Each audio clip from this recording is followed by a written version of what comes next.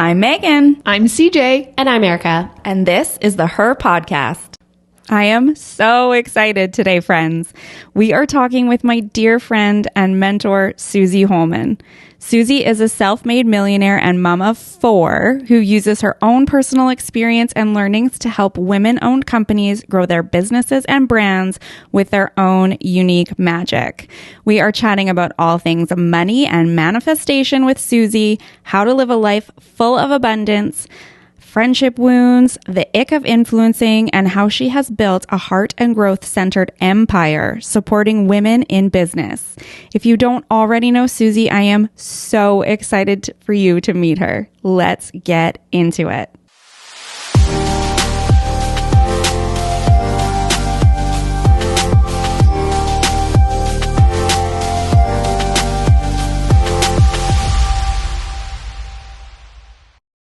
I need like a breather because I just climbed over that. So you're not into the mic? I know. You would think I'd People be are more. going to be like, that's not Suzy Holman. Like, that does not sound anything like her voice, but it's fine. It sounds like you to okay. me. It's like the sexy smoker version of Yeah. me. Yeah. It's like Hey, which we Phoebe kinda on like. Friends. You know that episode Yes. where Phoebe gets sick and then she like sings like jazzy and everyone loves it? Maybe we'll get a new listenership from it. Yeah. Listen. We can hope. We can hope. We Well, can love it. I'm not surprised that you're maybe feeling a little under the weather with everything you got going on. Yeah, we have a lot of big things coming up, which is super just exciting and fun. And I love being in the creation process. So I'm loving it. I'm feeling good. You're always doing something. I have to ask for sure. because I've obviously like been creeping the Instagram. You're covering your wall temporarily. No. No. Well, Permanent. No. Permanent installation. yeah, Oh, so permanent you're installation. We have a 20-foot by 16-foot giant Oh, LED wall. so It you're looks just like there's a covering- mega church in my living room. Okay, but okay, because I Yes. saw the fireplace. Yes. And so I was like, this has to be, but you're covering that. We're covering it. We're kind of keeping everyone on edge. I really want it to like appear as cool as it is. It's a whole Yeah. production studio. So it's got audio and lighting and visual, and it's going to be super cool. Oh my I'm goodness. so excited. That's It's wild. So then with your house, I'm just so visual. So I'm like really trying to work through it in my head. So this is in your home Yes. that you're doing this. So you have a second living room that you guys are like able to chill in? No, my Okay. kids are just like playing Xbox. They're like, this is our best life. Oh Like, get to love play it all. Gosh, everything how about lucky. this giant. Yeah, it's just like a theater in our room. So when we do Okay. events, we'll have to like set up all the like camera equipment and then Yeah. take it out. Oh, But then okay. in the meantime, it's just like our fun, wacky family home. When I bought it, the only other person that has this screen, like as an individual, is Tony Robbins. Oh, Oh, And hey, so Suze. I genuinely Googled like who made Tony Robbins screen, and I bought it. Yeah. And so I'm the only one that like has it in the residential living room of their house. So that's me, of course. And I was like, I don't want to put it in a warehouse. I want Yeah. my kids to enjoy it. I do this business because I want to have a great life. I want my kids to have a great life.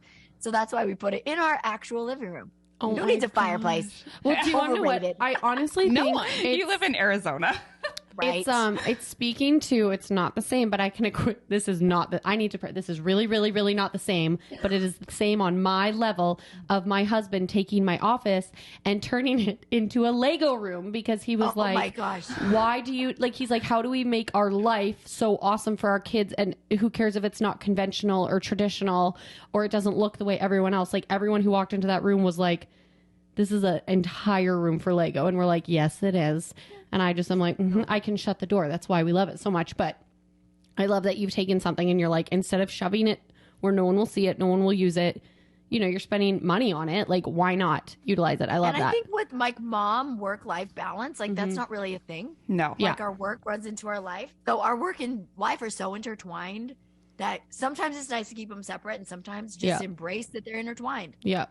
No, Amazing. That's amazing. Let's backtrack just a little bit because obviously there are thousands of people that know who you are, if not millions, right? And so I'm like, tell us a little bit about Suzy, who you are, where you started your journey. Obviously, we know that you started in influencing and then you have then since pivoted and changed. And we'd love to just give our listeners a little bit of an insight into who Suzy is. I would love that. Yes, I am a multi-passionate entrepreneur at heart. I was that kid who always was doing 100 things at once. My parents are like, why do you quit everything? It's because I would do it, I would try it, I would love it, I would want to do the next thing.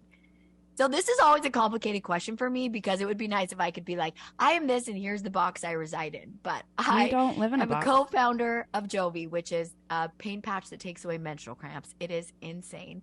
I have Suzy School, where Suzy School is where I empower women to have their best businesses, but also their best selves through their businesses.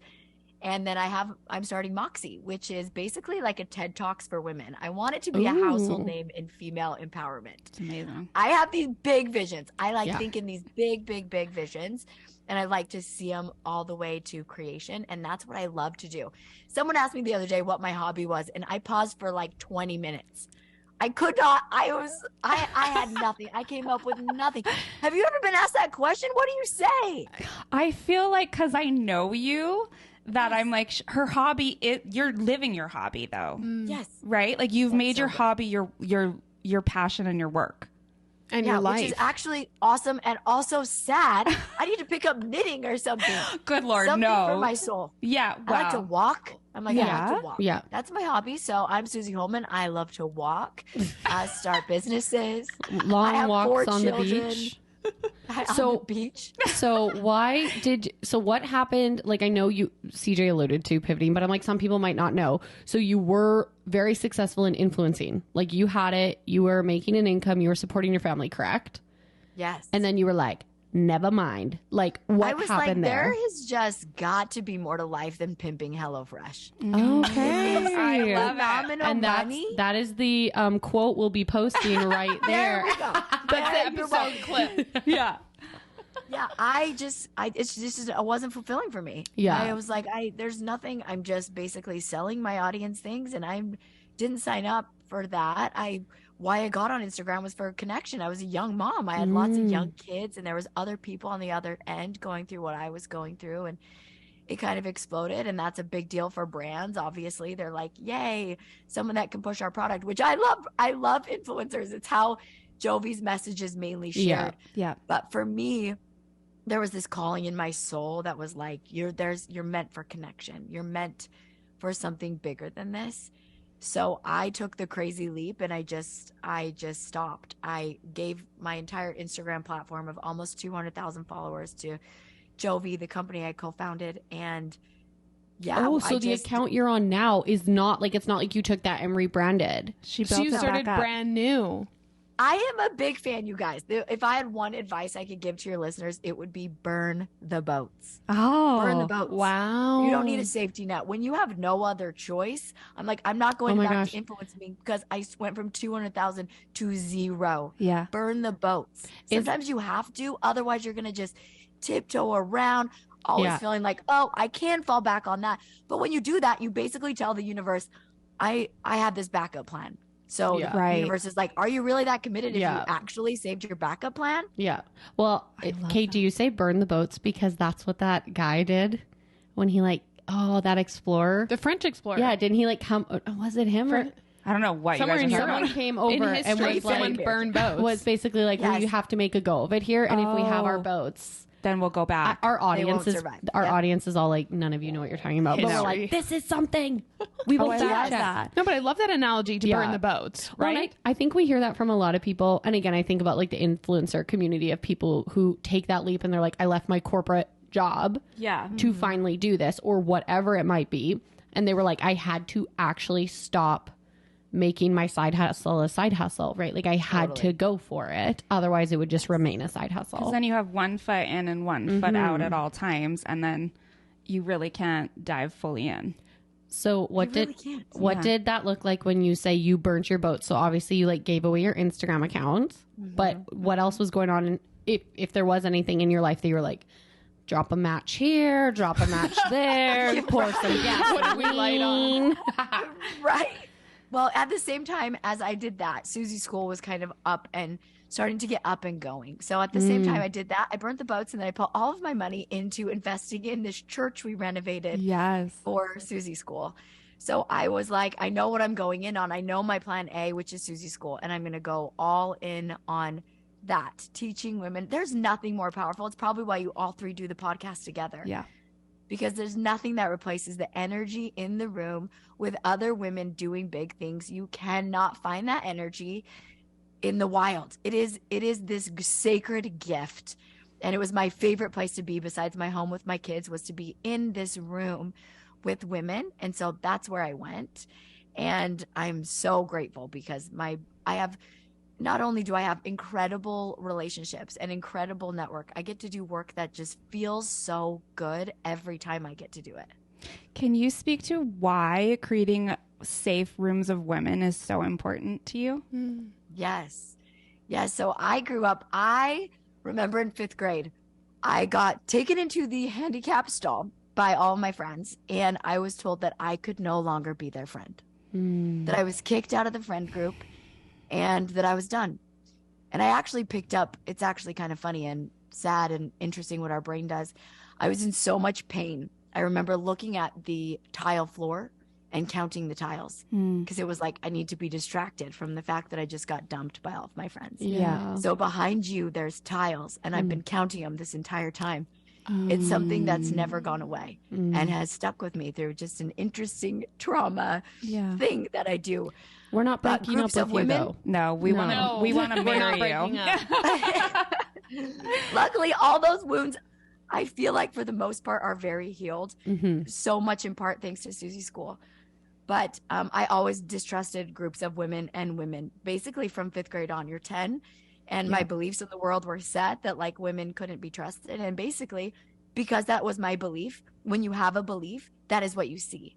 So I went through my life seeing proof. Yeah. See, you're not accepted. See, you'll always be kicked out. See, this will always happen for you. And because that's what I believed, it always happened for me. Yeah. Right. Until I started Suzy School, and I really was like, I want relationships with women. I want to find my people, and I want them to stay. And I want to help them and have them help me and create something that I haven't had since I was 10. And it's filled so many wounds for me. I think that business is what we're trying to do through business is heal a part of ourselves. And I think that we're led to the businesses that will literally heal our souls. And in so doing, we get to heal other people. I love that. And I think that, you know, I can speak to this personally because you've done this for me, but you have this extreme gift of bringing the right people together who need to be together. And do you feel like that's something that you've innately always had, or that's something that was born out of this leap that you took into, I'm going to heal and I'm going to create these rooms of women, so like-minded women were finding you? You know, I think that's giving me a little bit too much credit.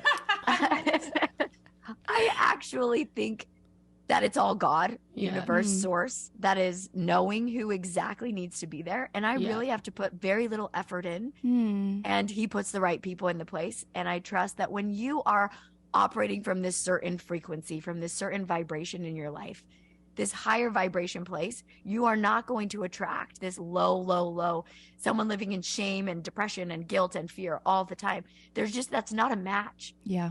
So I think that in being who I am, in operating like I do, in vibrating like I do, God's like, awesome, I'm going to match you with Megan. I'm going to match you with Liz. I'm going to match you with people who are playing the same game, who feel a lot like you. Yeah. And thank you for bringing the room that I could bring you all together. It's just a game of match. I love that. Can you touch quickly on what the vibrational ladder is? Because that was a big shift for me, and I think everybody needs to know it. Oh my gosh. Yes. Thank you. The emotional guidance scale literally changed my life too. The emotional guidance scale is basically, it is this vibrational ladder, the lowest vibrations we can feel. We all know that our thoughts and feelings vibrate, because when you walk into a room and you feel people fighting, you just feel the tension, right? Yes. All of our emotions have vibrations, the lowest being shame, and then fear, and then guilt, and then there's powerlessness. And then it goes up and you're to anger, then you're frustration, then you get up a little to neutrality, then you're at contentment, then you're at peace, then you're at joy, then you're at enthusiastic service, then you're at love. And each one of these on this emotional guidance scale hold a vibration. And what they do, where you are feeling is just your compass. It's like, hey, I'm feeling anger. Is this really where I want to live? Where is this compass of anger going to point me to more anger? Or can I come up the ladder? Even if I can come up to the ladder to a place of frustration, that's going to feel a lot better. And we know that our emotions are where we are attracting from. So if you're attracting frustration, you're not going to attract as intense thing as if you're attracting from anger. Do you remember Ed Milet talks about the emotional home and like where you live in your emotional home? And it was really interesting because it kind of sounds similar to this, right? And it's like where you live emotionally is what you'll have in your life. Literally. So he talks a lot about that mind shift or like retraining your brain, like actually. And again, I need to look these things up so I can be like this CJ's part of your gonna brain, say the amygdala, the vortex, right? I'm like, you can actually retrain your brain to like look for these things in life, and then they'll it's like you buy a red car, now you see a red car. Well, and is that what you feel like you're doing through manifestation then? Is Absolutely. Okay. That is exactly what you're doing. Okay. And we're always manifesting, and sometimes we're doing it intentionally, and sometimes we're really just not deliberately, we're just manifesting by not really paying attention. And so when we're just living our life, we're not paying attention to this emotional GPS, this guidance system inside of us, then we're manifesting things not on purpose. So real manifestation, it becomes really powerful when you get yourself up this vibrational scale, when you get yourself in living a place of joy. Then your point of manifestation, you can attract all sorts of amazing things, and you can do it on purpose. No, that absolutely makes sense. And I think it's also similar, to a faith concept of you reap what you sow, right? Totally. As well. And so I'm like, whatever you're putting out there, right? That energy, that seed, that whatever is going to be planted and come back tenfold, 100-fold, right? Like you don't get one seed back, you get more than that back in what you've put out. It's so good. Like what I love about the Bible is that the first word we hear, the first words of Bible opens up, and God created. He's teaching us the most important lesson in his first words, and that is creators. We are all creators. He goes on to say that he made fruits bearing fruit after its own kind. You don't plant seeds of anxiety and fear and worry and stress and hope that it's going to pop up over here in abundance and peace and joy. That is not how it works. The seeds are produced of their own kind. Yeah. Manifestation kind of gets a funny rap because people are like, oh, you're taking God out of the equation. It's actually God's law. It is not philosophy. It is physics from a law that has been created by something way bigger than us. I feel like manifestation gets an interesting rap because I think people think if they just sit and are like, I read this thing about it. And again, we can all have different opinions on like what you're supposed to do or whatever. But I was like, it was this idea of like, you can't just sit and like be like, I want $1 million. I want $1 million. Like it's like manifestation is also the act of like recognizing when that opportunity is in front of you. Totally. And going for it, right? Because if you just sit there and wait for someone to run up with $1 million, probably not going to happen. Well, is it also thinking through your action plan? Yeah. Or, of what you want to do, like intangible steps, like, oh, this idea comes up. Okay, I could do this to move towards that goal that I have. Those are such good questions. I think, first of all, why sitting and thinking, I want $1 million, I want $1 million. If that's your thoughts, but your emotional vibration, your GPS is over here in shame, that is not ever going to be a match. Yeah. Ever. Yeah. So that's why you cannot think your way to what you want. You have to feel your way in the present moment to what it is that you want. So that's why that doesn't really work. And I feel like movies like The Secret went really big on the, like, you just got to think it. Yeah. And yes, that's absolutely a huge step. But then where does the action come in? Is action required? Yeah. I believe absolutely yes. But when we become a match for I want $1 million, you're living higher up on the vibrational scale where you can actually be a match for divinely inspired ideas. You'll know it, and you'll know I'm going to take action on that. It's like possibility and action have to go hand in hand, but you first have to get to possibility. 100%. Yeah. Yes. Can we talk about scarcity versus abundance mindset, right? What those like totally look like and how you're shifting people's mindsets and your own from scarcity to abundance. Yes, that's such a good question. I think scarcity mindset, we all know those people where it's never good enough. There's always something to complain about. They'll never have enough. It's always been this way. And just like with my 5th grade story, when I was like, I'm not accepted by a group of girls. I never will be. What you say, you get. Yeah. So when people are in scarcity and they're always saying things like, I'm poor, we're just scraping by, and when they really truly are vibrating from this place of powerlessness, literally that is what you get more in your life. Scarcity, like begets like attracts like. Yep. So people who are always looking for the scarcity, they're going to get more of it. And it sucks because it's actually kind of hard to get out of. It does require intentionally retraining your thoughts piece by piece. And it doesn't have to be as extreme of scarcity of like, I'm poor, I've always been poor, to all the way up here, the top of the ladder that's like, I love money and money loves me. Like we talked about before, that big of a jump isn't going to work. So scarcity mentality is when you're looking around the world like there isn't enough of something. There's not enough of a piece of a pie for you.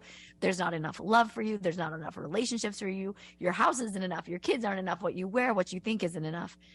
And that is what manifests it's out to on the outside world because that's what you're thinking. Mm-hmm. Scarcity mindset is often very hand in hand with victim mentality. Yes. Where I do not have the power to create my life. I don't have the power to create money in my life. It's my clients. It's my husband. It's my mom and dad. I have no power.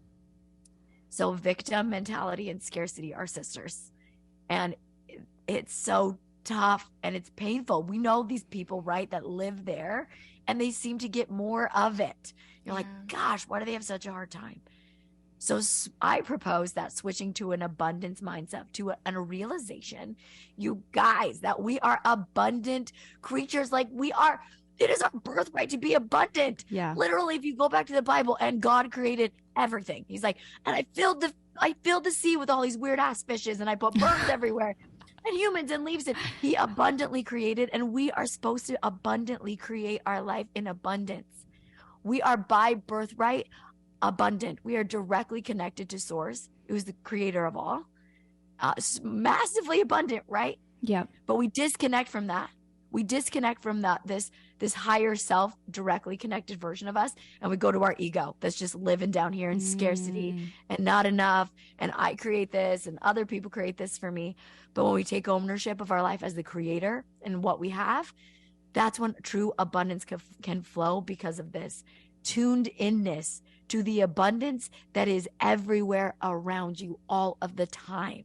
Even your beating heart, like the abundance that you're just kept alive without really trying. You can eat Doritos and water and still stay alive. Zesty Doritos. Right? Abundance, people. It's wild. How do you, like, when somebody comes to you and says, like, or they're, stuck in victim, stuck in scarcity, but say, like, I want to move up, I don't know how. Yeah. What's the first step that they can take? Yes. Well, first of all, anytime you say your brain, you don't know how, your brain believes you. Right. So, and like when we also say things like, I don't know, what we're really saying, I believe, is, I don't think I'm qualified to actually do that. So we can keep ourselves stuck just in step one, which is just wanting to and not knowing how. Try switching to things like, I am looking for information on how to do this. And your brain stays open for possibility. Your brain, just like the red car. You told it you got a new red car. All of a sudden your brain's seeing red cars everywhere. Yeah. So tell your brain to be open to it. And literally the resources, the people, this podcast, other people, resources start flying out of nowhere. Yeah. Once you tell your brain to start looking from them, it is wild. Do you guys have any experiences like that? Yeah, of course. Always. Right? Always. And it's just like, you could do the shift too, where it's like, okay, everything's going wrong today. And then you have one of those days where literally everything's going wrong because you started the day, everything's going wrong. So that's all that's coming to you. So you can very easily have the shift. And it's as easy as, I always go back to like Britt at Suzy's School talking about, like, that's somebody that has the most abundant mindset. But she does this. She's like, I just play this game where I always have a parking spot at the front. And like, it's this wild thing where she's like pulling into a parking spot and she's like, my parking spot's at the front. Where's the parking spot? At the front. Like, it's just like, that's what she's, plays these little games of like, it's going to go right. I think that really is I the pray first for step. my parking spots. You what? I pray for my parking spot. Well, same, right? I'm like in the back walking I pray up. I'm for like, them. I'm getting my exercise. I literally, my friends made fun of me because I would like pray for my parking. I'd be like, please God, like, I don't want a parking spot near the front because I don't know like where, if I go far away, I might not know how to get back here, blah, blah, blah. And my friends would make fun of me, and then I'd always get a spot and they'd be like, Erica, you should pray for that. Well, and I was like, I love that. Connection to source. yeah. People I would love be you like, said that because it is that. prayer is manifestation. Yeah. It is the same principles, different word. Yeah. If you have no faith that you're gonna ever get the parking spot, it doesn't work. If you have no faith that there's actually a source that's going to respond to what you're putting out into the world, it won't.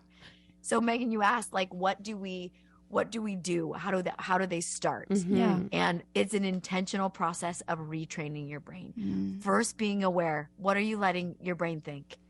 Try to be aware. And it's hard. No one's gonna be like, and here's all the 7 million thoughts that come into my freaking brain every day. It's not that hard, because you always have this emotional guidance system, this GPS that's always telling you, like, am I in a good place right now? Oh, feel good? Awesome. I'm in a good place. Oh, do I feel pretty shizzy right now? That's when you go to your brain and say, okay, brain, what are you causing me to think? And your brain will tell things like, hey, it's really crappy that your husband hasn't done the dishes again. And then you have that decision. You say, okay, right now I'm feeling this vibration of resentment. How can I work on not feeling resentment and move it a little bit higher to love? Right. And you retrain thought by thought by thought by first, what are your emotions telling you? Then the thought, then put in the work to retrain it as often as you can. So it's like identifying the thought, taking it captive, and then being like, what is the opposite or just a little bit higher, and implementing that. Yes, I love that Bible verse in there. Take your thoughts captive. I love it. Yes. Right. So do you suggest people like like, again, I'm so practical, like people can like tell me what I need to do. And I'm like, unless you give me a roadmap, like that's how I learn by seeing or whatever. So would you suggest, like, for some people it's like journaling, for some people it's literally just like sitting in their thoughts every morning, or like, what does that look like for you when you're feeling in a space of like, this is not great today? Like, what do you actively do?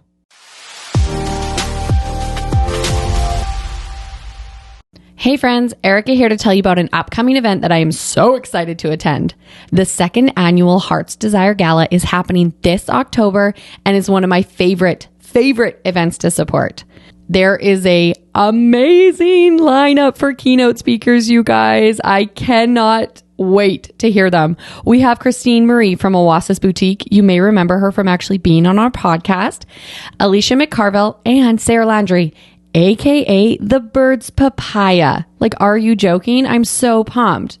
The Heart's Desire Gala raises funds for the Little Wonders Family Program, which is based right here in Saskatoon. The Little Wonders Family Program supports families with small children that are facing medical battles.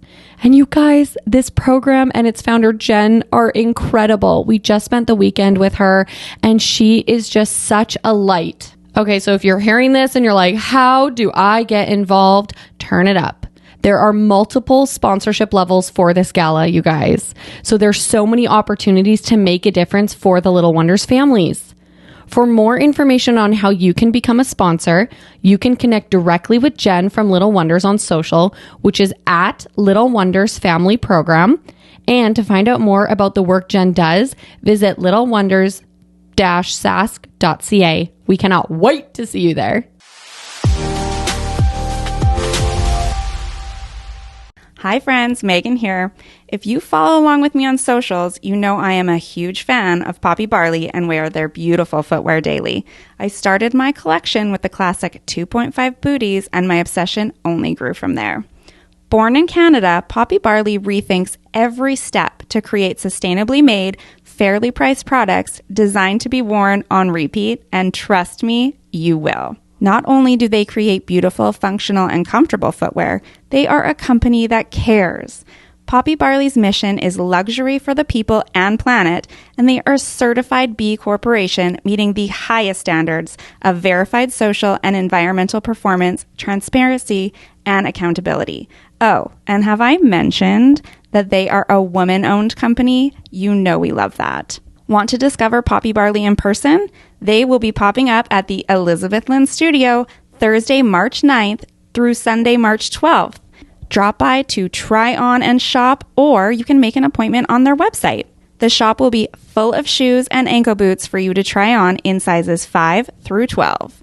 When you find your match, they'll ship the shoes directly to you from their warehouse. Take $25 off your order of $150 or more with code HERPODMARCH in person or at poppybarley.com. Note that it cannot be applied in conjunction with other promotions or sales. Follow and shop Poppy Barley on socials at POPPYBARLEY and at poppybarley.com. We'll link it in the show notes. Happy shopping, friends!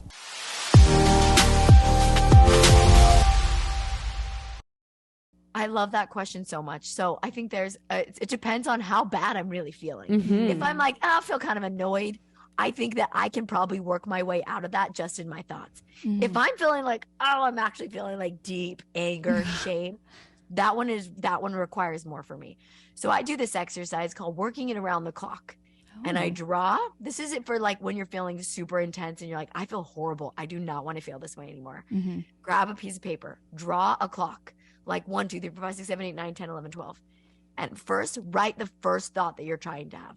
So let's say that you feel like you spent money on something and you know you shouldn't have. You feel extreme shame. You're like, yes, praise that. We've all been there. Yeah. 100%. Yeah. So Speaking of our Nick girls' is language. literally like, listen up, Erica. My husband. So the first one is write the thought that you're having down. The shame thought is probably like, I'm a loser. I'm a horrible person for spending that. I knew better. Right. It's like, okay, what's the next thought? You're going to put that at slot number 2. I really wanted that because I felt like it would help my anxiety. Right. Okay, step 3. I want to tell my anxiety because I wanted to feel better for my family. Okay. Next one. When I feel better for my family, I'm a better person. Next one. Okay, say like, how much is it true that I really shouldn't have purchased this? Next one. Okay, am I really stuck at this purchase? Am I a victim to this purchase, or can I take ownership? And you continue to work it around the clock until it gets to a better feeling place. And you will be amazed, you guys. You will see your vibration ease up in your body as you work it around the clock. It is wild. I'm even like just listening to that, feeling differences in my body as you go to each one, right? Like, because it's like, okay, then you write it down, release it, write it down, release it, right? But then you really have this roadmap of like, this is what I thought. We hold so much in our bodies, so much. right? Like the amount of emotion, right? And even like sickness and pain and, all of these things and illnesses, right? Well, and from like again, because you've brought it up and we've been talking like biblically, because that's the direction I would go. I'm like, that even feels a bit not the same. And I'm not Catholic, and so I'm trying to like differentiate, but I'm like, the confession piece of like, yes, that confession of sharing like, okay, I did this thing, and I can like walk through that in my faith and be like, what does that look like for me? And for me, it's a conversation, with God and being like, okay, like I did this thing and right, like should have done it, and then walking through. So I can appreciate that too, that it almost feels like that walking through and really, evaluating what happened. And I mean, seeing something on paper is just so important sometimes. I love that. I love that correlation. I've never made that. Thank you for that. Oh, you're welcome. I often too, when I'm feeling very anxious or overwhelmed, I'll just like be like, hey, Megan, put pen to paper. And you just like, whatever comes out on my paper comes out, and then I don't have to look at it again. I can toss it or whatever, but it releases it. So I love that clock. It releases it. Yeah. It releases it. And I think that we're not good. And especially in our culture, there's so many ways that you don't have to release it and you can just numb it. Yeah, numbing. Or so people will feel all the intense emotions, and instead of like, why am I even feeling this? Where can I trace this back? What's the source of this? They're like, I know how I can make this go away. Yeah. I can have sex, I can drugs, alcohol, whatever, shopping. Yeah. Shopping is a massive number. Yeah. And so we've come pretty handy at ways to ignore our emotional guidance system, that's for sure. Well, and ignore, and also I think there's a piece of accountability here. Because I think, a go-to could be like, and I'm like, your number one shopping to numb or to distract and whatever else. You've gotten better. For me, it's very easy to be like, well, I was sad because that person did that to me. And so that's why I went and made that purchase. Right? There's actually a deflection. I think that people don't. It's that accountability. And again, it even goes back to what I was saying about that whole like, when you have to actually physically own up to something, your stomach might be going before you do it, but afterwards the freedom you feel to be like, I've released that. I've let that go. Right. But I think in our culture, we're really good at avoidance and we're really good at deflecting and being like, that's not mine. Or justification. Yeah. Right. And it's like, there's a time and a place to be like, that's not mine. So no, thank you. But there's a time and a place to go, that's mine. And I really need to like look at it and adjust it. Part of that is mine. Yeah. Like where do I find my piece of it? I heard the saying and I really loved it. Like, it's a pretty thin slice of bread that doesn't have two sides. I loved that. But I also, at every given moment of every day, we are making two choices. We are choosing to stay in victim mentality or ownership mentality. Mm-hmm. And it's tough because it's way easier to blame the shirt you just bought on the girl that pissed you off instead of taking ownership. It really is. But that harsh reality truth helps you in the long run feel more safe and secure. Like, I can choose how I feel. Yeah. I also think that's definitely an important layer of stepping into an abundant mindset as well. Because if you have any sort of victim, you're still justifying things.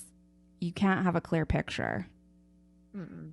And I think it's an important message to note that there are some places, especially on the emotional scale, where you are in it so deep that you really need professional help to get up. Oh, yeah. Yes. No amount of thinking is like you because each feeling also comes with a literal pharmacy, a chemical response in your body. Yes.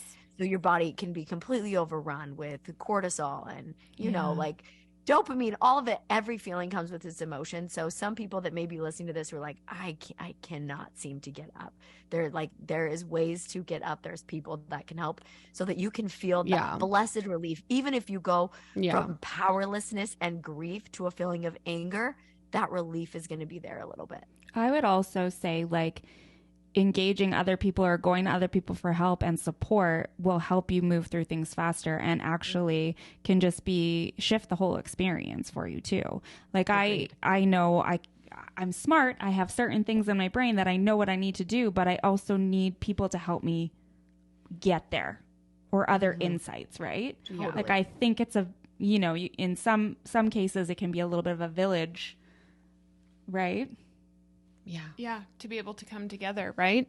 I've seen a little bit, and obviously just on your social media, your kids, come forward, and I'm curious how you bring and teach sort of this growth and abundance mindset and this vibrational manifestation stuff to your family and how you actively involve them. I love that question. Thank you so much.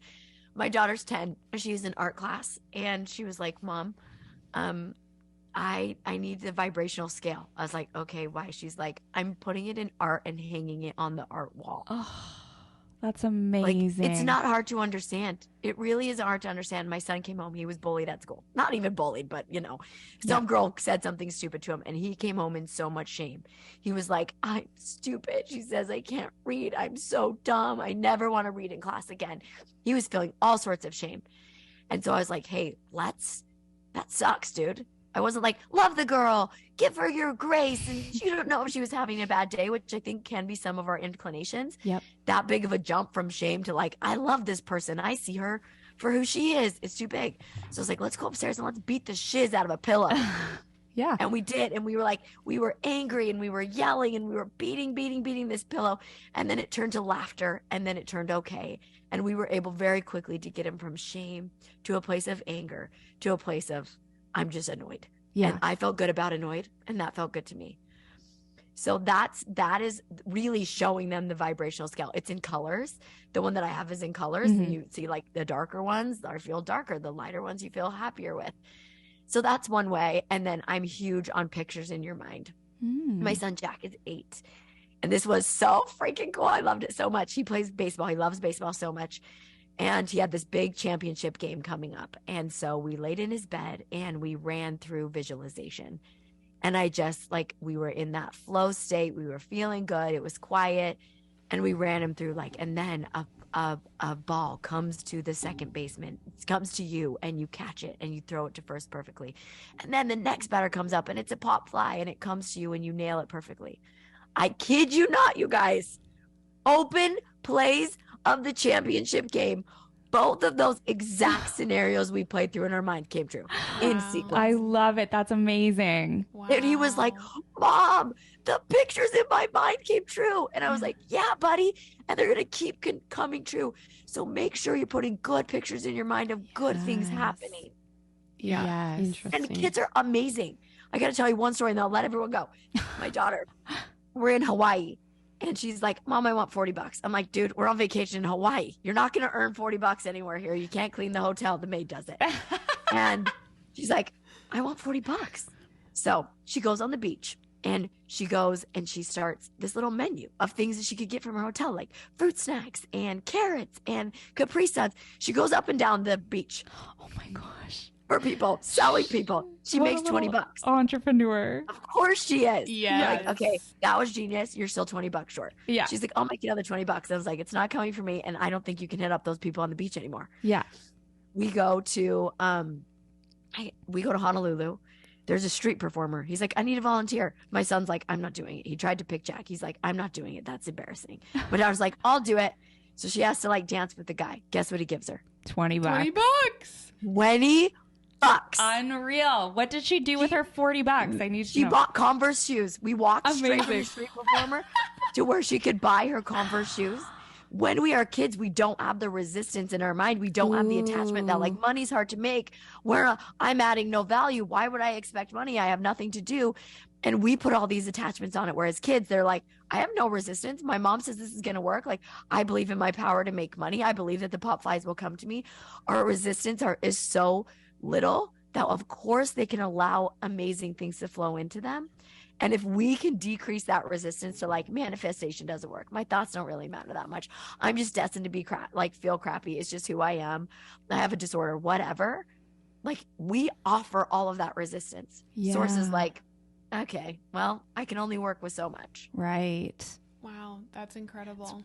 Wild that you bring up resistance because I've been thinking about that a lot for myself too. I'm really working on receiving, but I find like with receiving, I have to work through that resistance, right? And so often I'm like, a situation will come up and I'm like, what about this? Like, what's making me resist this? Like, why am I resisting? So it's so interesting. I need to become more aware of that. I'm going to just like be like, I want $40. I'm going to make my $40.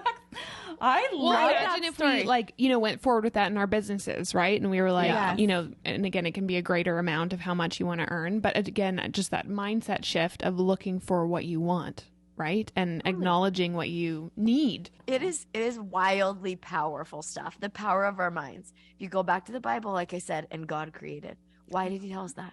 Because we create. We are the creators of our own lives, of our own businesses. We do actually have this beautiful, gorgeous control. And if we get out of the way and we just let it flow through us, we are unfreaking stoppable, period. Unstoppable. It's so true. Well, and I think sometimes even like in our community of faith, right? Creativity is not such a high value, which is funny, right? I don't know what your upbringing is. I guess I'll talk about my own, right? And I think back, I've had a similar thought, right? When reading through the Bible and I'm like, oh, like creation happened first. Like God created us to be creative in his image, right? And so I love that that's something that you've harnessed. I'm curious just from the faith perspective, because you've said this a couple times. And so I'm interested in how you correlate them, because you've said, obviously, like we're going to go and believe that God created us and to be creators. But then you speak to like us being the creators of our own life.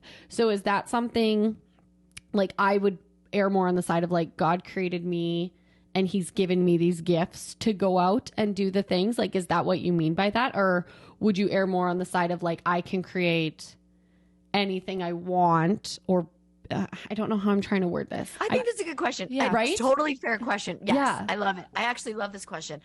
I truly believe that we are extensions of source energy, which is God. I believe that we were born as babies with the power of literally God, that he gifted us from him. Like we were created in his image, like the same energy that flows through God, that he gave us bits of it, right? And so I believe that this law of attraction, this manifestation, all works on a grid that is created by God, and that we can use it to create, using his laws to create what we want to see in our lives. He's the creator of the laws. I don't think, in my opinion, God's not up there like, and I grant Suzy Holman, you get to be a millionaire, and Sherry Wilcox, you get to live in poverty, and this person gets to live in this. I don't believe the unfairness of that. What I love about the law of attraction is you get, like, you are, it's a game of match, the vibrational game of match. And I also will say, people are like, cool, so my kid has cancer. Yeah. Like, really? You really thought my kid brought cancer? I'm like, I don't even remotely understand how all of this works. And I don't think any possible person really does. I believe that there were things that we're going to do on this earth that we signed up to do. And we're like, come hell or high water, I'm going to get that done. Yeah.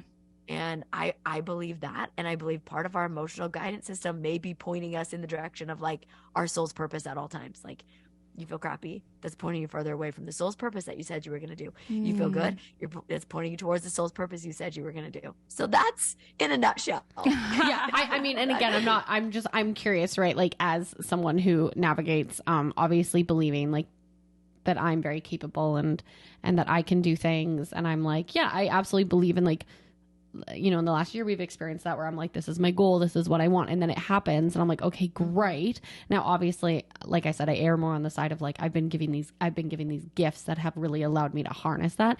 And I think everyone's born with gifts and abilities. And some people just unfortunately haven't recognized theirs or seen theirs, right, in a way that then maybe they're missing opportunities or whatever. But that's what I was just thinking of as you were talking. Yeah. I was like, oh. It's so good. I believe it's just all co-creation. It's all co-creation, all co-creation. Interesting. All co-creation. I love that, because I know when you started stepping into the work that you're doing now and coming from like a faith-based upbringing, and you struggled a little bit with knowing the right verbiage. And I love that you were like, I'll just make up the verbiage, or like the people that understand, you know, will understand. But I know that because you're so open when you share, which I love, that you're always doing the work that you're sharing with other people. So I felt like we were all really along that ride with you.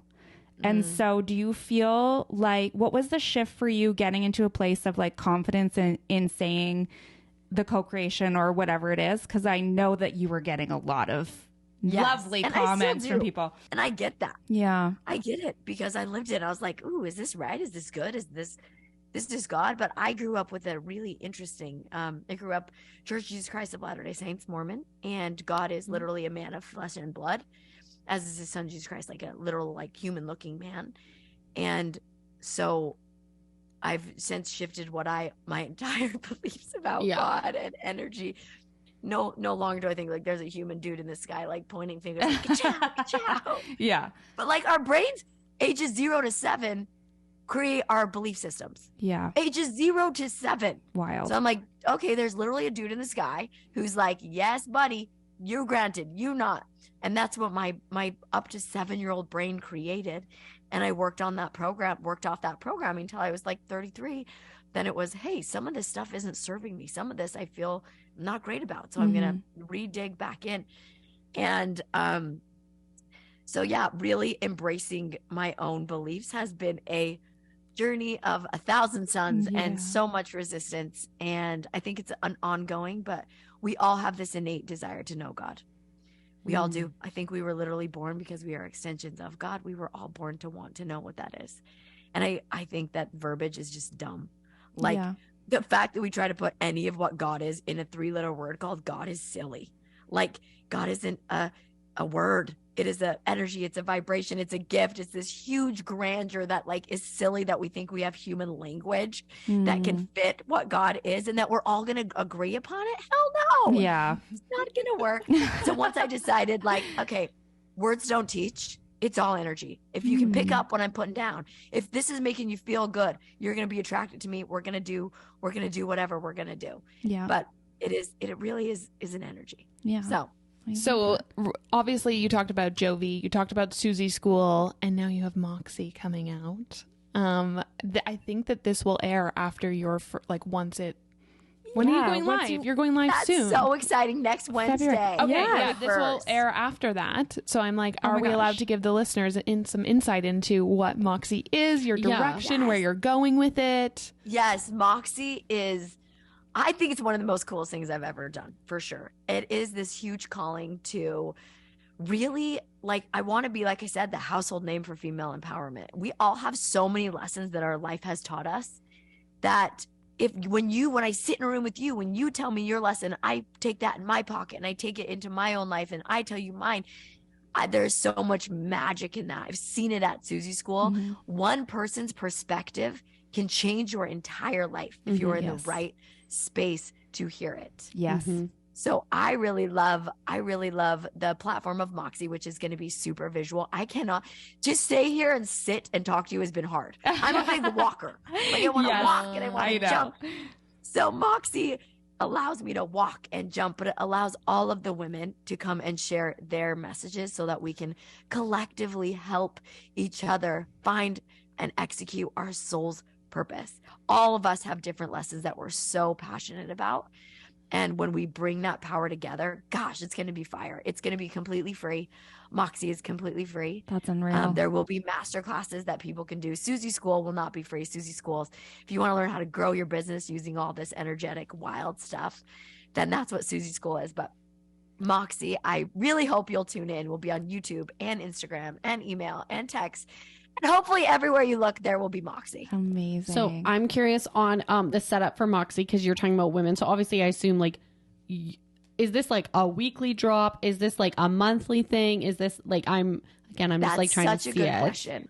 We are currently starting weekly. Okay. And as if we're going to be the next TED, we're going to need to drop more than one a week. Yeah. Right. Yeah. So we're going to get under our belts and we're going to start growing and we're going to start bringing in.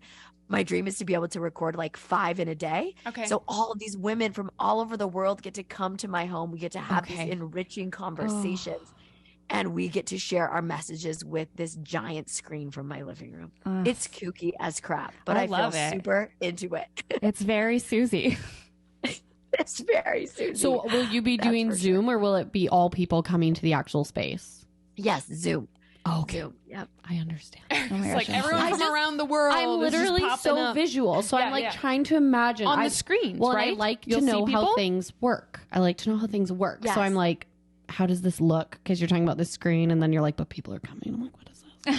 I'm like putting it all I know. together. Well, you'll just have to wait and see. I might You can just wait have one to week see. for all these juicy questions to be answered. I know. Well, and I'm right? assuming, Can't do you have like a full team behind you that's helping you produce all of this? Because I'm like, that seems like a lot of exciting work, right? That you have coming up. And have you started recording yet?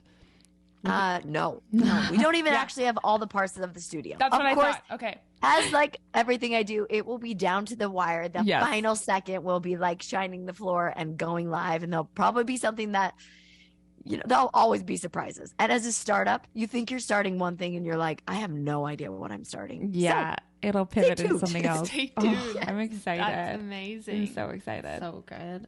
So good. Well, listen, we're kind of like coming to the end of our conversation here. We do want to wrap up a little bit, but we like to ask our guests a question, and we have had a question, but we're actually pivoting and asking a new one. So Love a sorry good if you've done any research on our other episodes. People prep for something and then we change it. But we're really curious on what's the best piece of advice you've ever been given. That is such a good question. The best piece of advice I've ever been given is that there's no such thing as a mistake. Ooh, I love that. That is something that gets me when I feel that shame of making quote unquote a mistake. I'm like, I shouldn't have done that. That was wrong. It's all just lessons. We can't really go wrong. There's no way to mess it up. There's no way to mess us up as long as we continue to move forward.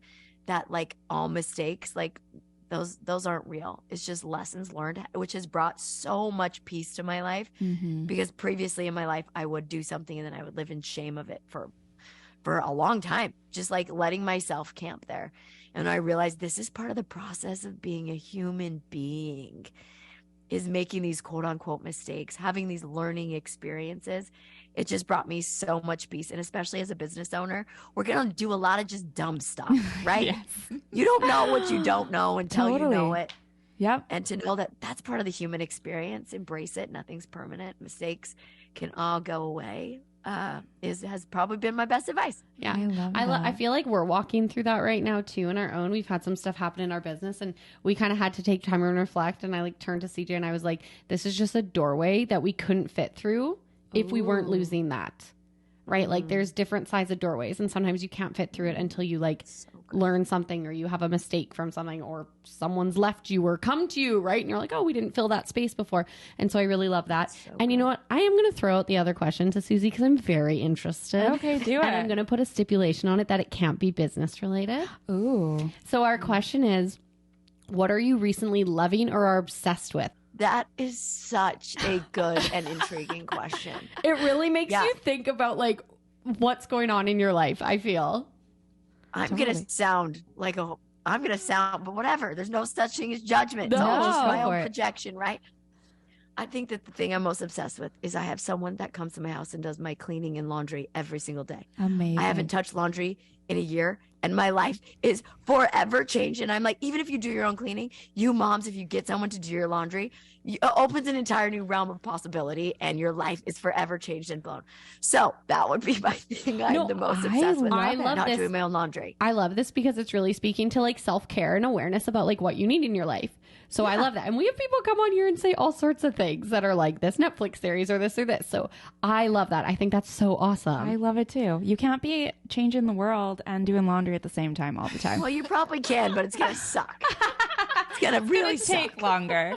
I do Yes. want to say one thing. Suzy gave me an amazing piece of advice Ooh, when I yes. was with her. And I literally say this to myself probably daily, weekly for sure. But I asked her, like, what do you do if you just don't want to do something anymore? And you said to me, I gave myself permission to bail. And that's not saying that I'm going to just walk away from something, but you gave yourself permission to bail on this isn't turning out how I want it to go. I'm going to pivot. So maybe it's like also a pivot, but you really gave me permission to look at pieces of my life and be like, not for me anymore. Well, and the thing with that, and I know I said we were wrapping up and now we're talking again, but the thing with that is that when you give yourself an out, it makes you really choose to either stay or go. Yes. And I think sometimes we get caught in, I have to do this. I have to do this. And now not only have you not given yourself a way out, but you're also like forcing yourself in. Whereas if I'm like, I can leave this anytime and I actually don't want to. Like, I actually want to stay in this Well, thing. you made a choice. I've made a choice and I've decided to stay in it, which means now I get to like be more happy about it because it was my choice to stay, right?